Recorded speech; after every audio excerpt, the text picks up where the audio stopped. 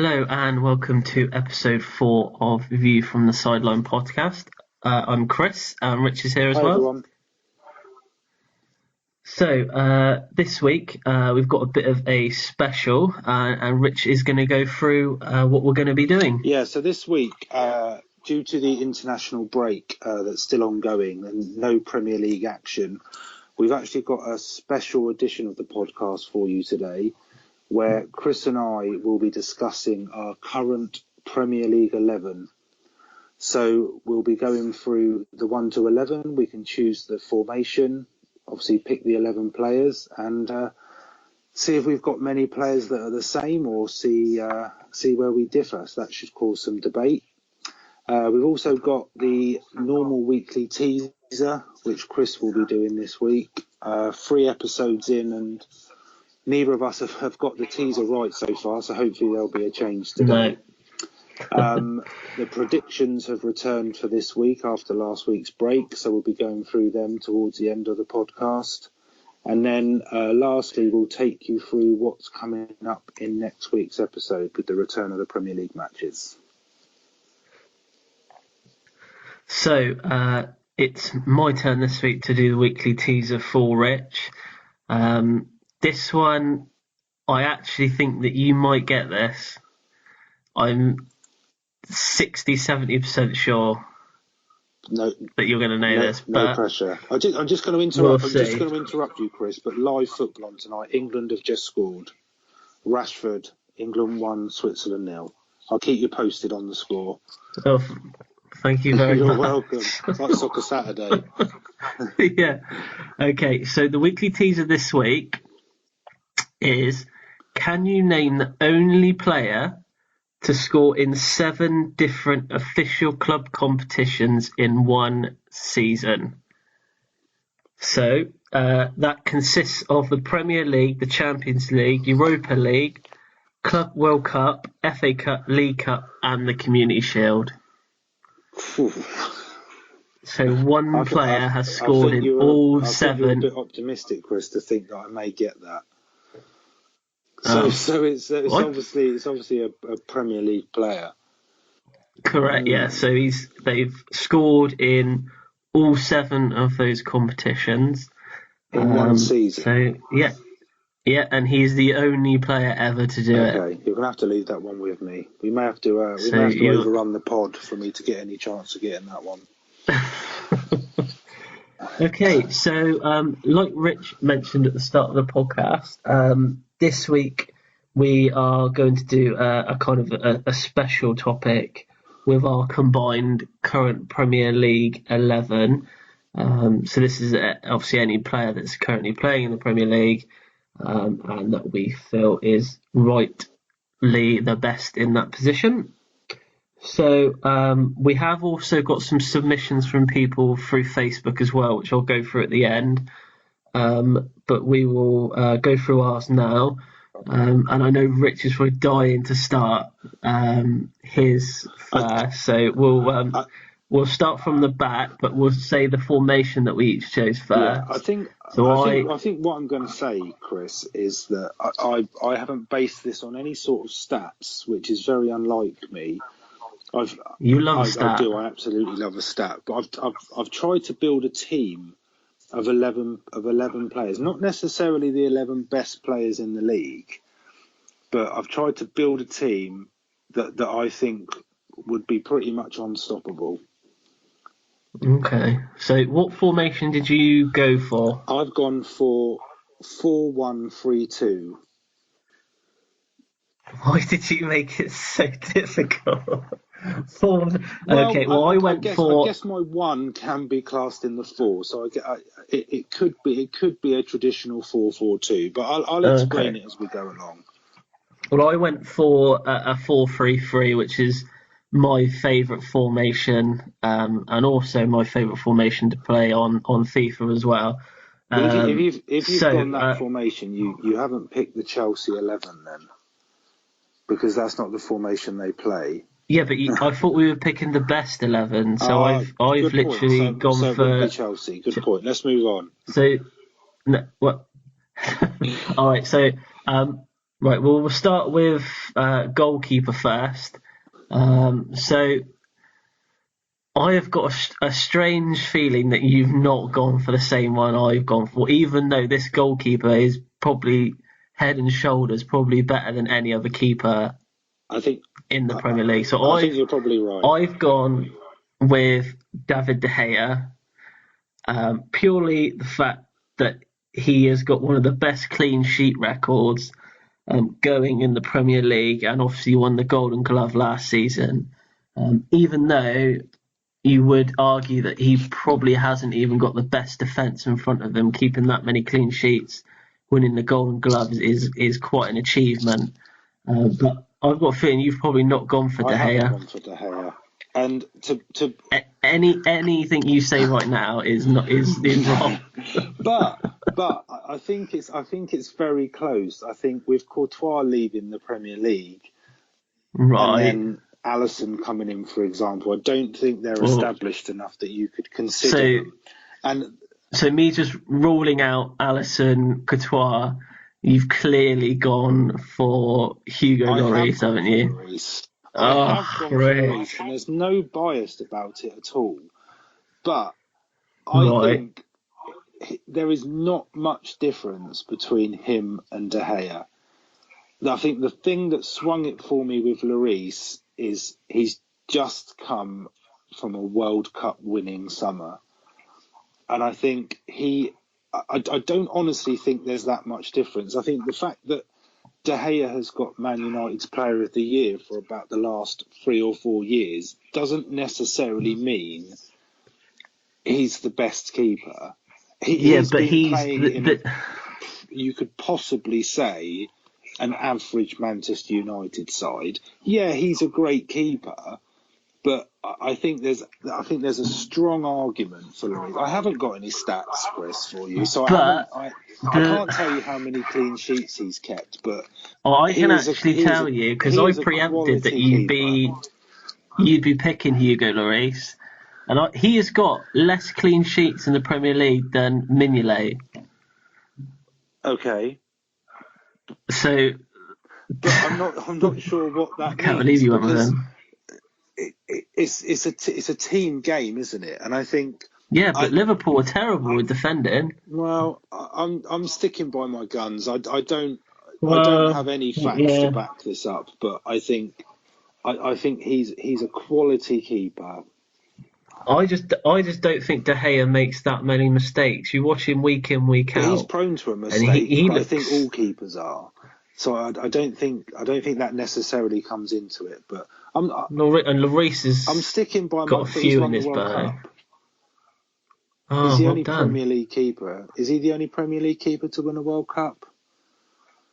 De Gea was he not there when Spain won it?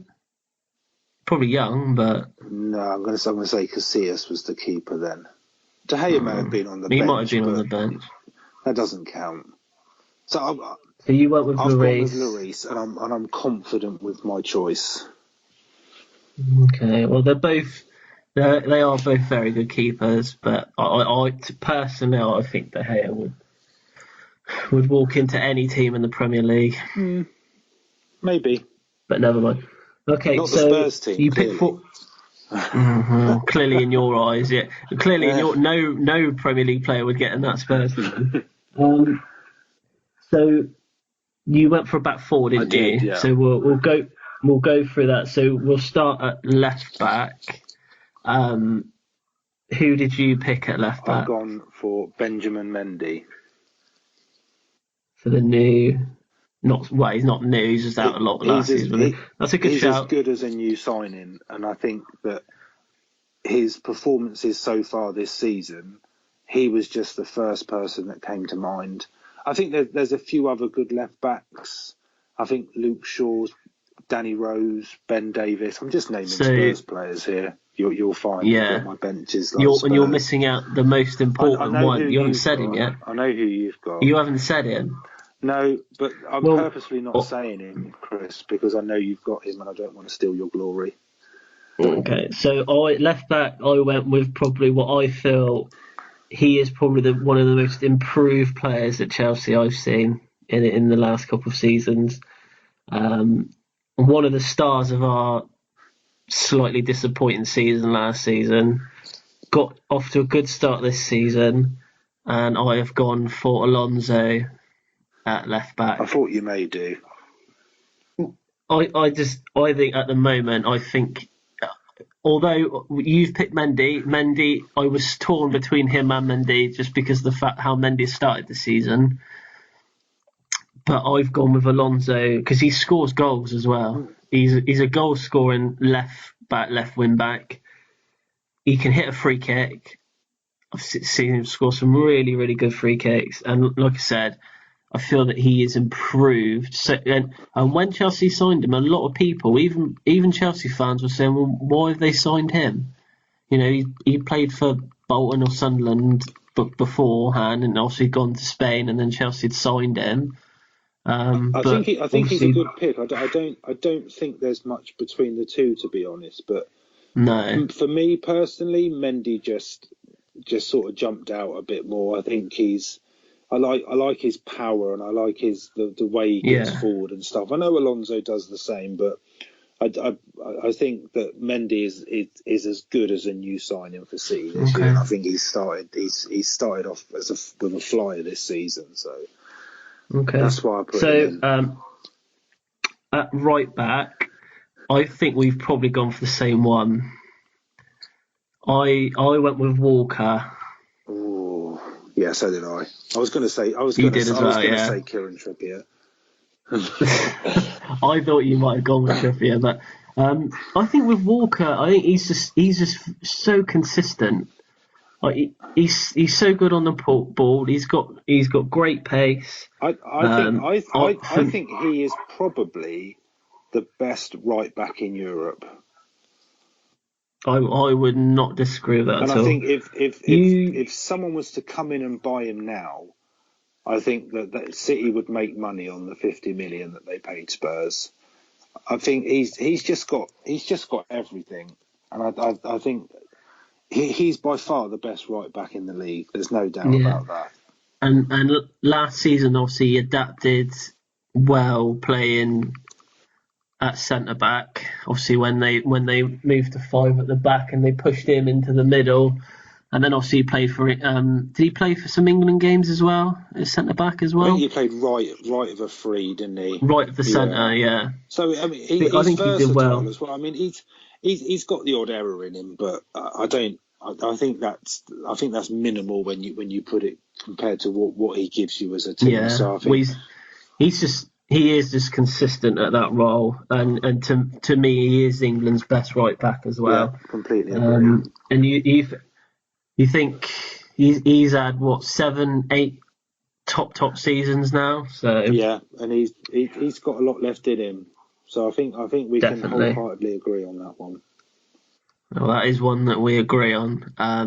Probably not going to agree on the centre. Well, we might agree on the centre back. So I'm not sure. Well, I'll give you both of mine at the same time. Yeah, Chris. Who did you go for? So I've gone for Jan Vertonghen. Yeah. And Virgil van Dijk. Okay, well, I went for Vertonghen as well. So we did choose. It pained me to put him down there, but I did put him down. So and the other one that I chose was John Tettenhall.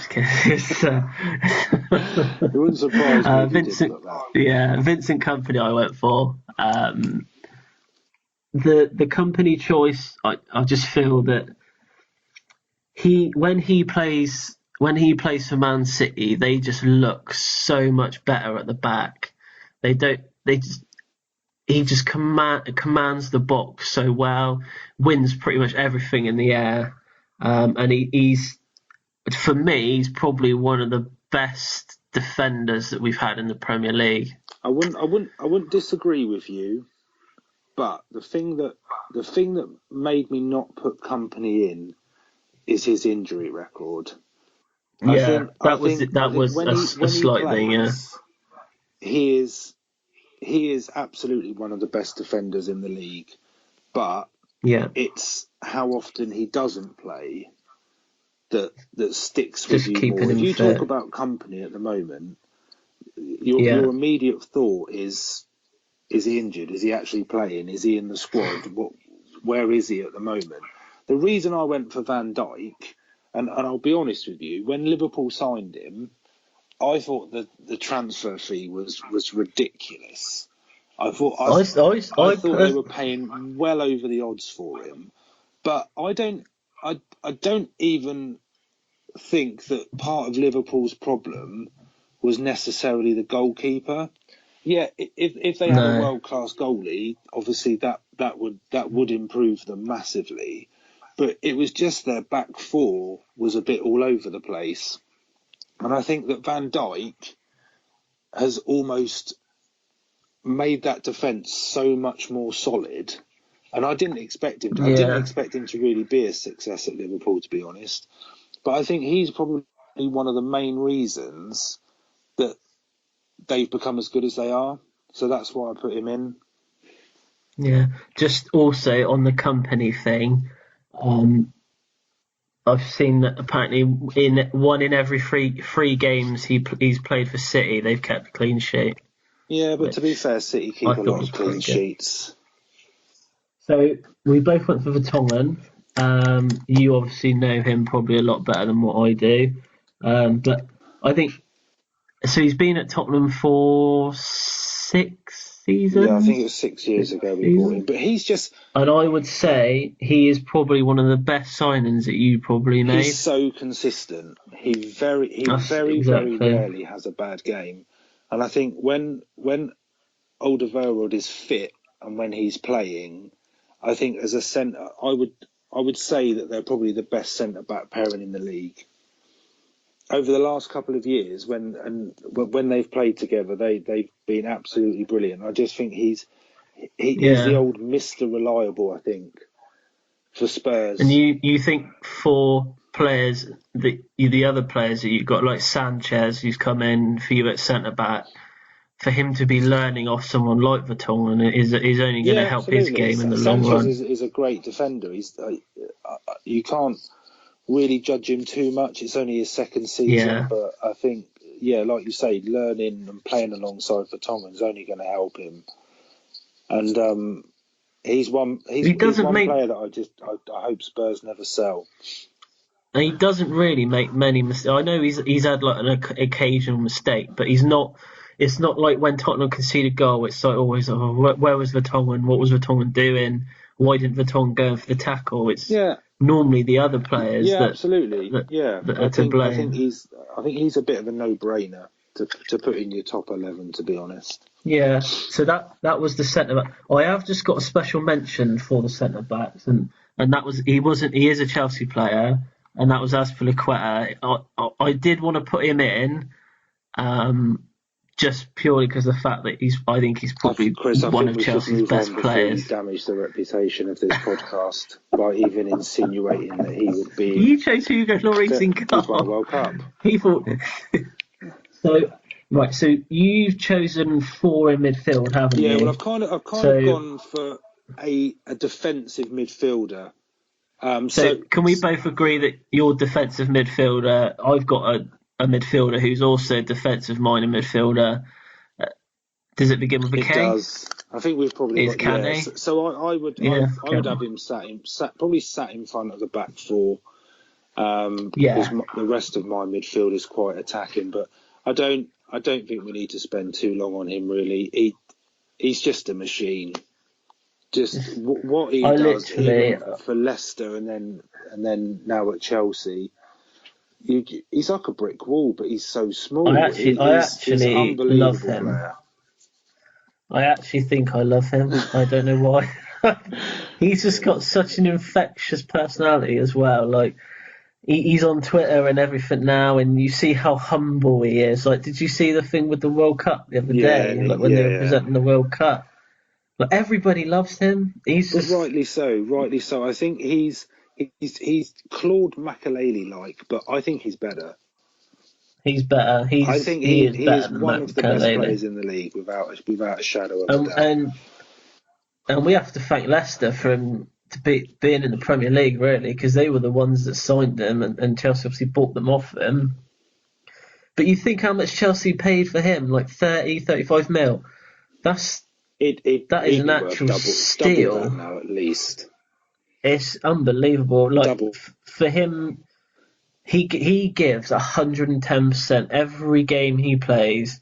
He will give. If he loses the ball, which is very rarely, he will have it back within 5-6 seconds.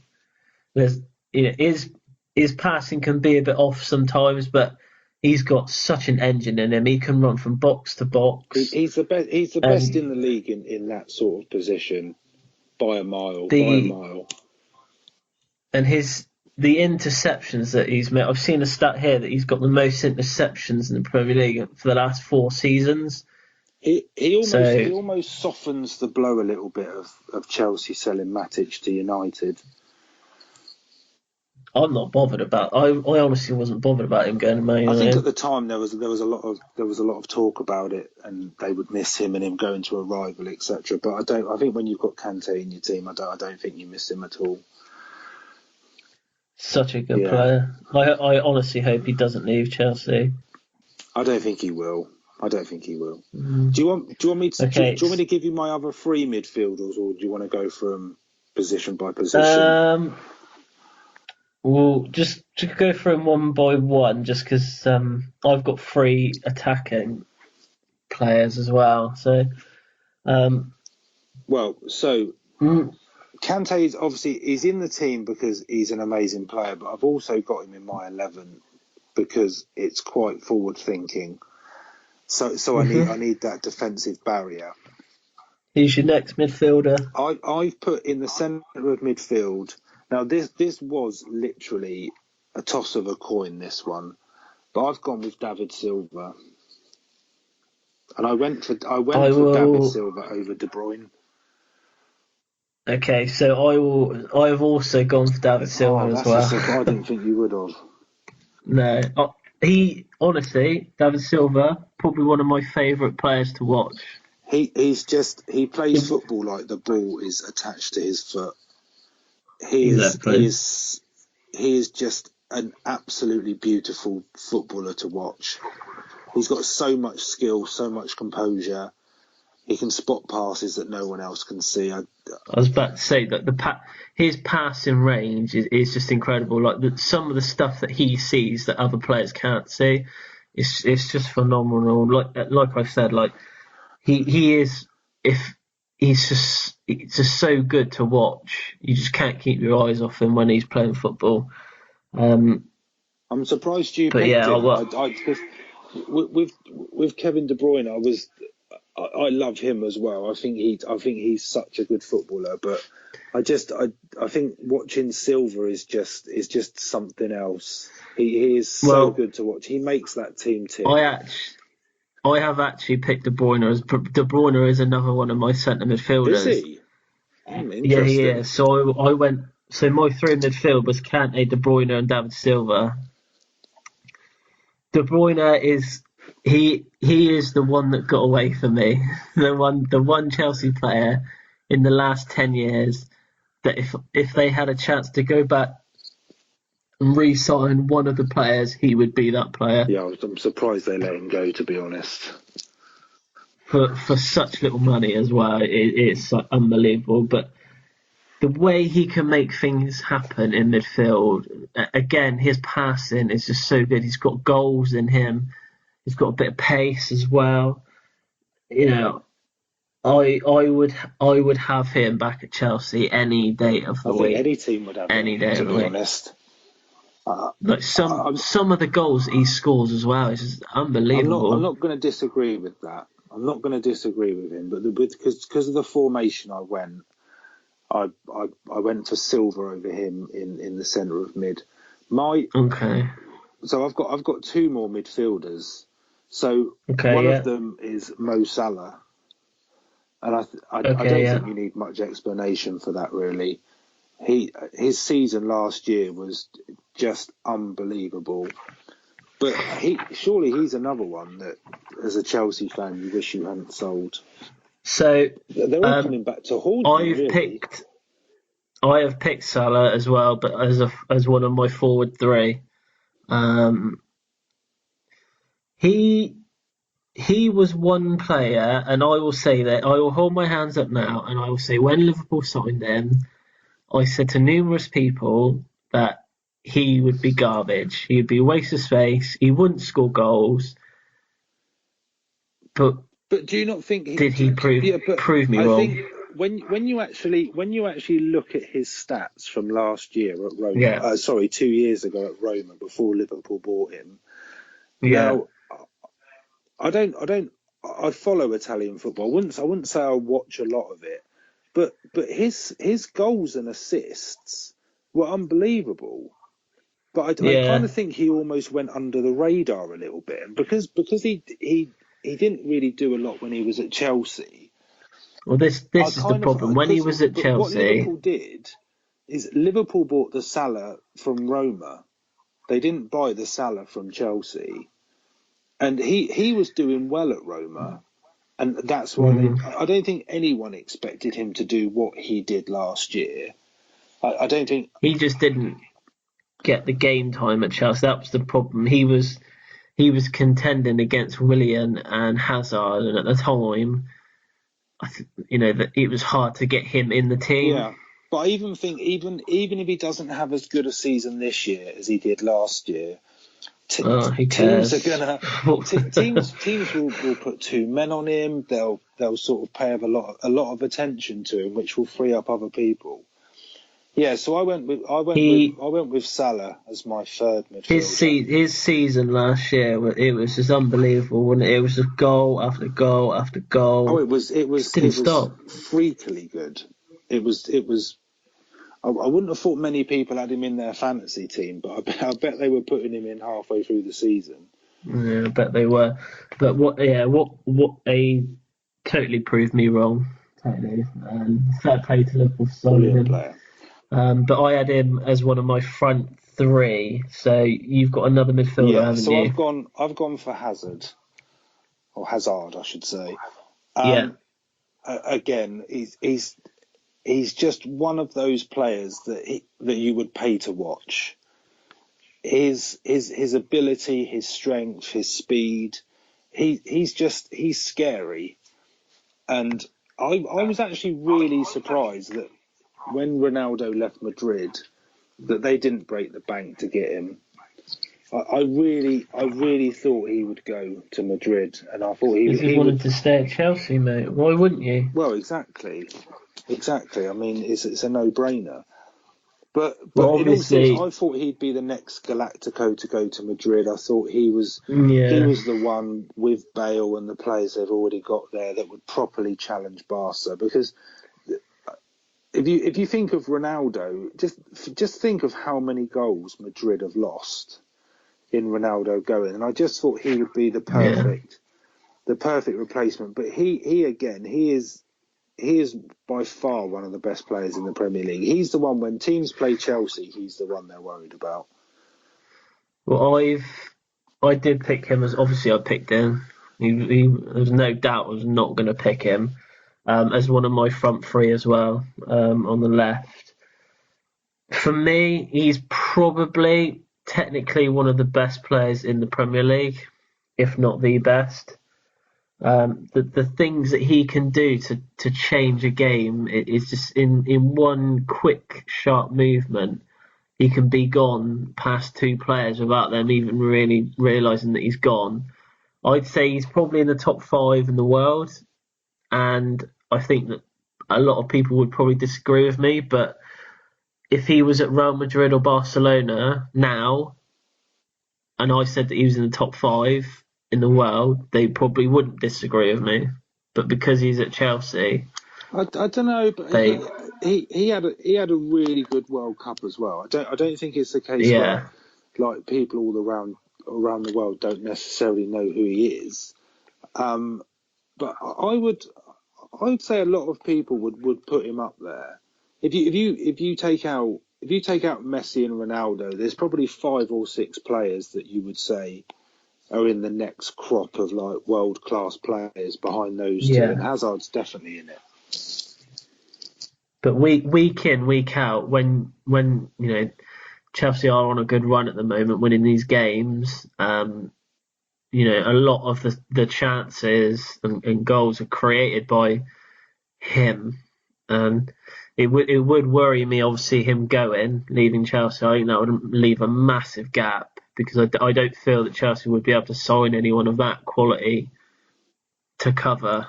No, well, it depends who's around, though, isn't it? But like I said, I was surprised he didn't go. But let's see how Chelsea get on this year. You might manage to keep him. You never know.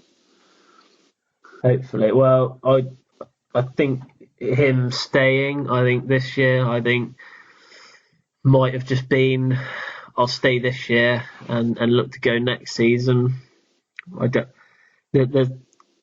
it's very unlikely that he'll stay past this year. I think we'll get to the end of this season. I think he'll probably go. I think it depends how Chelsea get on this year, whether he stays or not. But for him to stay and us not being a Champions League, he must. He's gonna. I think he really likes the club. I think he loves the club. He's gonna be by far the best player in the Europa League this season. You had to mention it, didn't you? Without a doubt, he'll be the best. He'll be the best player in the Europa League.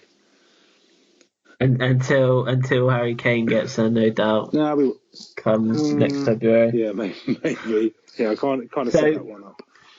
If you've done your maths correct, Rich, I have given you 10 of my 11 players. Yeah. So I've got 2 left. So I've got my front 2 left. So you've got your front 2, and I've got my front 1, which would probably mean that one of the 2 that you have is not on my list. Because I think we've probably picked the same player up front, but it was close. Not gonna lie, it was very close. Well, I'll go with my other one first then. So I'll go with the one that I don't think you've got. So again, this was a toss of a coin as well, but I've gone for Lukaku. Yeah. So it was very close between him and Aguero. Now you can't argue with Aguero's scoring record, but I love Lukaku. When he's on form, he is probably the most unplayable player in the Premier League. And when he was at Everton, and he was quite heavily linked with Spurs, he was the one player out of anybody that I really wanted Spurs to sign. Yeah. He's a monster of a striker. And I know that I am going to throw a stat at you that I heard the other day, but his scoring record against the top 6 is almost non-existent. The majority of the goals that he scores are against mid-table or lower-table teams. But when he's on form, he is such a good player. And one of the other reasons as well that I put him in is my 11th player, surprise, surprise, and I'm sure you've got the same, is Harry Kane.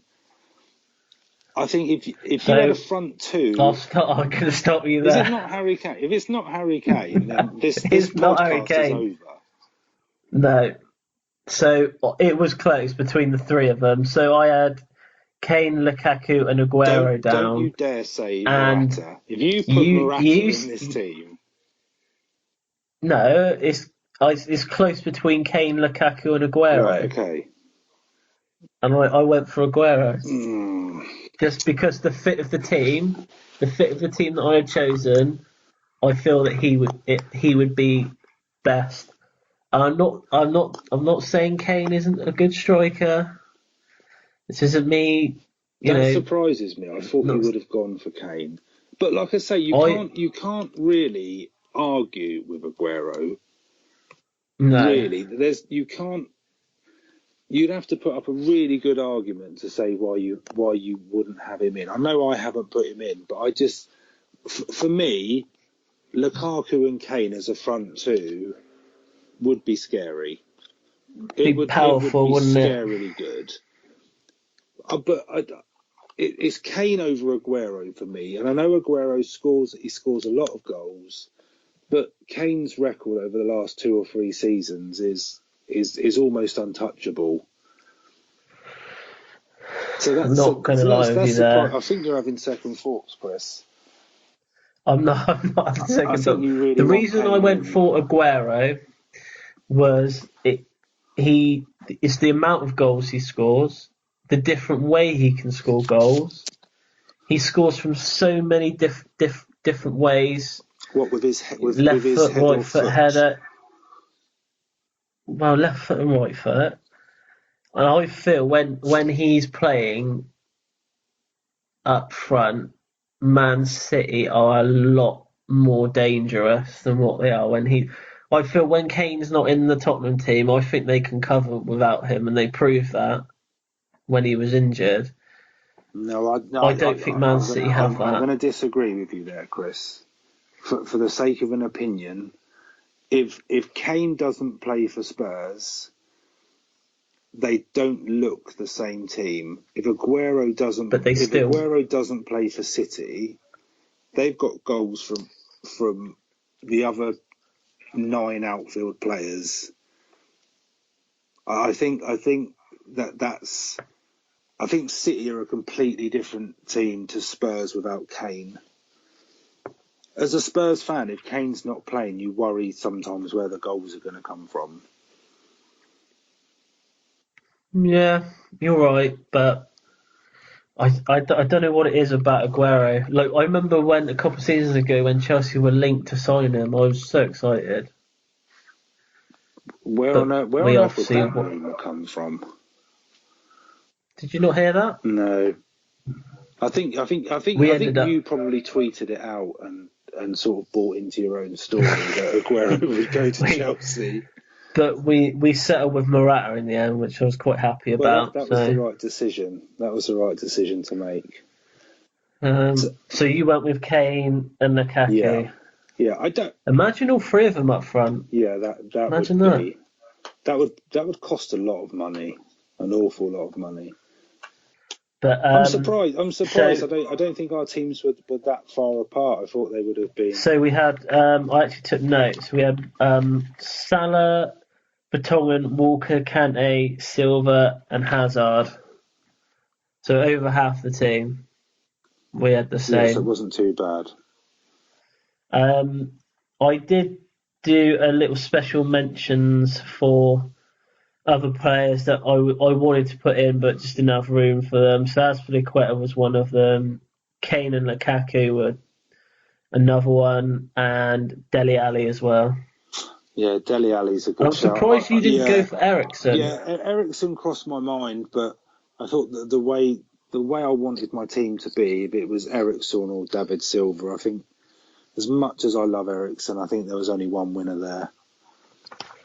So my 11 was De Gea, Alonso, Kompany, Vertonghen, Walker, Kante, De Bruyne, Silva, Hazard, Salah, and Aguero. What was yours? Mine was Lloris, Walker, Vertonghen, Van Dijk, Mendy, Salah, David Silva, Kante, Eden Hazard, Kane, and Lukaku. And you are going to put these online, aren't you? I believe. Yeah. So these are going to go online. So I'll get both our teams up online later on, so everyone can take a look at them and reminisce about how brilliant it would be to actually have those as a team. Imagine that. Oh. So also, I did ask people to get in contact with us if they wanted to submit their 11. So I've got a few here that I'll read out quickly. So Joe, he messaged me and gave his 11. So Joe is a Man United fan, so just keep that in mind. His team was De Gea, Azpilicueta, Kompany, Van Dijk, Alonso, De Bruyne, Kante, Hazard, Salah, Kane, and Aguero. Not too dissimilar then.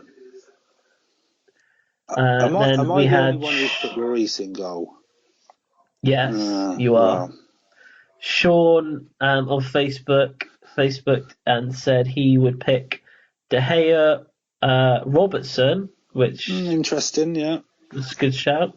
Van Dijk. So there's a theme with Van Dijk. A lot of people went for Van Dijk. He's gone for Stones and Trippier. Yeah, Stones was high on my list as well, but yeah, didn't quite make it. He's gone for Silva, Kante, and De Bruyne. And then his front three, he's gone for Salah, Kane, and Firmino. Different name there as well. Yeah, Firmino's an interesting one. So Sean is also a Man United fan. And then we had Adam on Facebook as well. He is a Arsenal fan and Yeovil fan. He must have gone for the racing goal. So he's gone for De Gea, obviously. Then he went for Walker, Van Dijk, Alonso. And now this is he's gone for Shane Duffy at centre-back. Now, I messaged Adam back just to make sure it wasn't a spelling mistake. It wasn't a typo. And he told me that he feels that Duffy is one of the best defenders in the Premier League. Nothing to do with the fact that he played for Yeovil for a short amount of time. He went, and then in midfield, he's gone for Eric. He went for Eriksen, Kante, and Milner. And then his front three was Hazard. Did you say Milner? He went for Milner, yeah. Hazard, Salah, and Aguero. So there are names on here that keep like De Gea. I just can't see past De Gea and Calvert. Well, it's just as well I can, Chris. Otherwise, this would be a boring conversation. Van Dijk was a name that was on all of them. I completely agree with that. And Kante was the one that I think every one of us had. So, does that mean Kante's the best player in the Premier League? In his position, yes. I wouldn't say he's the best player. Is he the best in the world in that position? Oh, that's a good question. Let us know. If you think Kante is the best in his position, let us know. I would challenge someone to give us someone who is better. Yeah, give us the name. So that was the special topic. I think that went quite well. Topic, Chris. A lot of debate in there. But we will probably have more topics, special topics coming out, because there is another international break in November, I think. So we'll probably do something a little bit different that week as well. We could always look at our all-time best Premier League. Yes, we could, Chris. And then you could put John Terry in it. I think you'd pick John Terry. You would pick John Terry. What was it, 2002, 2003 Chelsea side as your best ever Premier League 11? Damien Duff. There you go. That was a good team. So, you're going to talk about predictions quickly for this week? So, as we said at the beginning of the podcast, predictions is back this week. And our special guest predictor for this week is Greg. So we've posted the predictions, so they should be on Facebook and on Twitter. So the normal rules, 6 games, 10 points for a correct score, 5 points for a correct outcome. So we'll be giving the results for that next week after this weekend's games. Okay, so Rich, the teaser answer, probably haven't had a lot of time really, have you, to actually get something good for a name popped into my head once you said the question. I'm going to go for it. I'm going to go for Henry. So you are saying Thierry Henry? Yeah, that was the first name that came into my head, so I'm going to run with that. Don't tell me that's right. No, it's wrong. I had a fleeting moment then where I thought I'd broken the curse of the weekly teaser. No, the curse has not been lifted. So the player to score in the Premier League, Champions League, Europa League, Club World Cup, FA Cup, League Cup, Community Shield was none other than Fernando Torres when he played for Chelsea. Wow, that was worth all the money you spent on him to get that record. He is the only person to ever do that. So 50 million is an absolute bargain in my eyes. Yeah, he's a great striker. At Liverpool. Well, that is pretty much it for this week. Rich, you're just going to quickly go through what we'll do next week. Yeah, so next week with the return of the Premier League, we'll be doing our weekly review of all the Premier League games, going through the results of the predictions as we've mentioned. Next week's topic is going to be around the loan system. So we're going to be having a discussion around whether we think it's worthwhile, whether it's something that is actually benefiting players that are going out on loan, or whether it's just a complete waste of time, really. So that's our topic for next week. And also next week, we're going to add in a new section where we're going to do a summary of the lower leagues below the Premier League in England, so the Championship, League One and League Two. So we'll be looking at the top games in those divisions and just giving a bit of summary and our view on that as well, which is new for next week. Okay, so the ways to get in touch with us. Obviously, we've got Twitter, which is at the FTSL Podcast. Facebook and YouTube is View from the Sideline. We have got email. You can email us any questions, any topics that you have at viewfromthesideline@hotmail.com. This week, we have gone onto iTunes as well. And I will get Rich to put a link on that on Facebook, and I'll put a link on Twitter as well. And we've also got an Instagram page as well now, which I set up this week. Which check us out, Chris, is dragging ourselves into the 20th century. Yeah, iTunes. That. Well, that's it. That's the place to be. Yeah. So you can download the podcast now from iTunes instead of streaming it on YouTube, if you wish. But Instagram is View from the Sideline Pod. If you want to follow us on there. But apart from that, that is about it. So that is it for this week. Thanks, and I will be back next week. And we'll see you next week.